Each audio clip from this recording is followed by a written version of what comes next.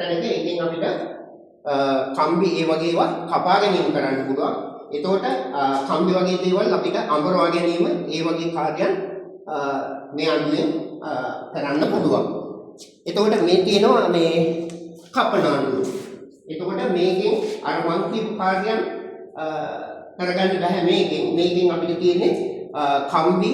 එතකොට ඒ වගේම විදුලි වැඩි ගත්තොත් විදුලි පාහනකොට ඒ අග්‍ර වෙන වැඩි කොටස් එතකොට ඒ වගේ ඒවා කපා ගැනීම සඳහා පමණයි මේක අපි පාවිච්චි කරන්නේ. ඔව් ඊළඟට මේ දඬු අණුව. එතකොට මේකෙනුත් අපි කරන්නේ යමක් තදින් ස්ථිර කර අල්ලා ගැනීම සඳහා තමයි අපි මේක භාවිත කරන්නේ. දැන් ගොඩක් වෙලාවට ලීයක් කපනකොට ලීයක් අල්ලා ගැනීමේ පහසුව සඳහා අපි මේක පාවිච්චි කරනවා. එතකොට ඒ වගේම ලීයක් අපි සිදුරු කර ගැනීමට හරි අපි නියන පාවිච්චි කරනකොට දැන් අත් දෙකම අපිට පාවිච්චි කරන්න වෙනවනේ. එතකොට ලීය අපිට අල්ලා ගන්නත් වෙනව නේද? එතකොට ඒ වගේ අවස්ථාවකදී අපි ලීය මේ දඬු අඬුවට තියලා මේකේ සිර කරගෙන අපිට පුළුවන් අත් දෙකම නිදාස් කරගෙන ඒ කාර්යය කරගන්න. හරි. දැන් මේ වගේ දඬු අඬුවට මේ ලී කොටස අපි හිර කරගත්තාම අපිට නියනෙන් පහසුවේ අපිට ඒ කාර්ය කරගන්න පුළුවන් වෙනවා. එතකොට දඬු අඬුව අපි එවැනි කාර්යයන් වලට භාවිත කරනවා. එතකොට මේ තියෙන ඒ වගේම තව උපකරණයක් මේකට අපි කියනවා ජී කරාමේ කියලා. එතකොට මේකේ දිගු කොටක් සහිතයි. එතකොට මේකත් අපි කරන්නේ අර මම ඉස්සෙල්ලා කිව්වා වගේ ලීයක් කපා ගැනීමට හෝ සිදු කර ගැනීමට අවශ්‍ය වෙන විටදී මේක මේසෙට ලීය තදින් අල්ලා ගැනීමට තමයි අපි මේක පාවිච්චි කරන්නේ. හරි. මේ විදිහට අපිට පුළුවන් මේකෙන්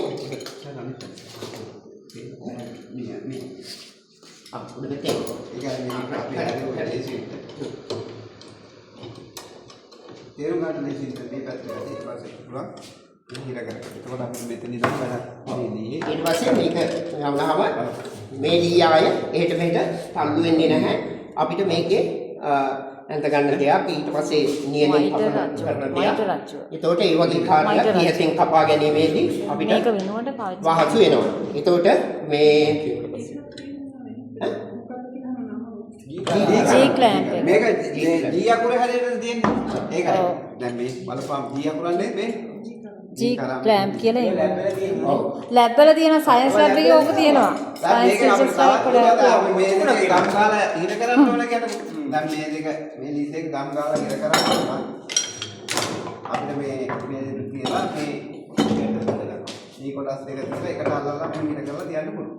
එතකොට सामान्य दियाला वेलकम टाइप विषयत्रक कितना हाई बेट और मैं कर टाइप किधर कर दिखाऊं मतलब हाई इन करता ini මොකද්ද නම කි මයිටර් රජුව මේක සර් දැන් අපිට හැමෝටම නෑනේ දැන් මේක ඒ වෙනුවට මේක හදාගෙන පාවිච්චි කරනවා අල්ලි දැන් කීයෙන් කපනකොට අපි සාද කරලා තියා ගන්න ඕනේ මයිටර් රජුව කියලා තමයි කියන්නේ ඒකට ෆොටෝ රාම් කිරීම සඳහා ෆ්‍රේම් හදන්න වෙනවනේ. එතකොට අපි කපන්න එතකොට ඒ කියන්නේ අපේ මේ වැඩේ පහසු කර ගැනීම සඳහා හදාගන්න ඕනේ. එතකොට මේක සාමාන්‍යයෙන් මේස වලට මේ භාවිත කරනවා. මේකට මේ ඉස්සරහන් අපි ඔගේ බංකු අඩලිය කියලා කියන්නේ. ඒකේ ඉන්නේ මෙන්න මේ වගේ බංකුවට මේ පැත්තේ කියලා මේ පැත්තේ ලී පටි ගහලා තියෙනවා මේ වගේ. ඊට පස්සේ ඒකට ලීය තියලා අපිට අල්ලගෙන වැඩ කරන්න පවතින. හරි. දැන් ලීයක් කපා ගන්නකොට මේකට හේතු කරලා ලීය කපා ගන්න. එතකොට බංකු අඩලිය කියන කියන්නේ. එතකොට මේකේ එහෙම නෙවෙයි මේක විශේෂයෙන්ම අර අපේ ආණ්ඩුවට අදාළව ඒ මුළු වද්දා ගැනීම සඳහා අපි ඒකට කියනවා මේ අංශක අණුවේ මුළු හරවන මූට්ටුව කපා ගැනීමට. හරි. එතකොට ඒ හැඩයක මේකේ අංශක 45 කෝණයක තමයි මේ ලීය කපලා තියෙන්නේ. හරි. එතකොට අංශක 45 ඇඳලා ඒ අංශක 45ට මේ ලීය කපලා තියෙන්නේ.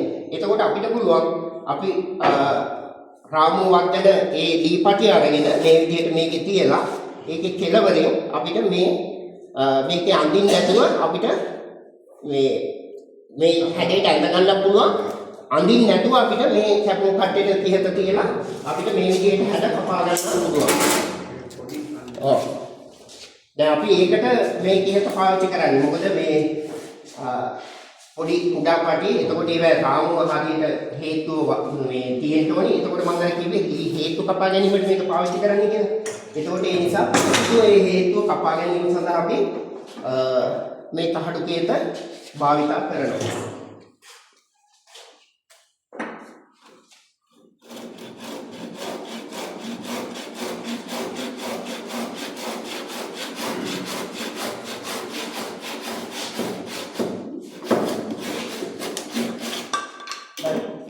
මේ විදිහට. එතකොට බලන්න මේ කොටස් දෙක අංශක 45ට තියෙන්නේ මේ විදිහට තියපුවාම හරියට මෙතන අංශක 90කට ඔන්න වෙනවා. හරි.